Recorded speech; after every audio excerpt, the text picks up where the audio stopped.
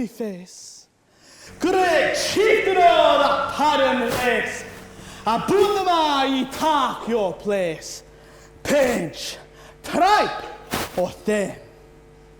Well, are ye worthy your grace as langs me in? The groaning trencher there ye fill, your Haggis like a distant hill, your pin would help to mend the mill in time of need. Well, through your pores your dews distill like amber bead. His knife, see rustic labour decked, and catch ye up be ready select, trenching your gushing entrails bright like ony ditch. And then what a set! Warm reeking! Wretch! Then horn for horn, they stretch and strive. Down tuck the hindmost, on they drive. The louder bells for kites belive are bent like drums. That old good man must like to dive, but thank it hums.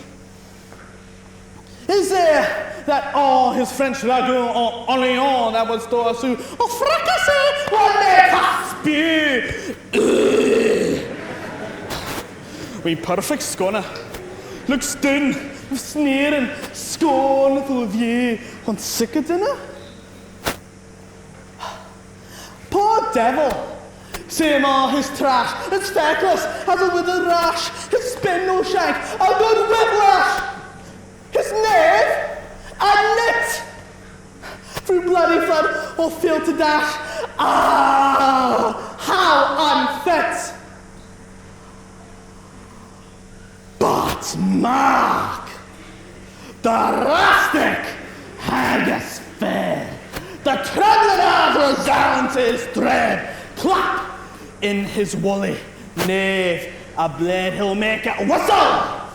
In legs, in arms, in heads will stead, like tats or thistle.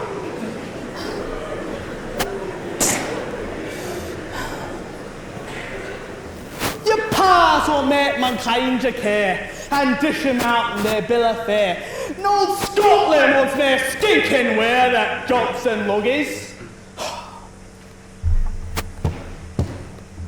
But if ye wish a grateful prayer, well, gear a Haggis!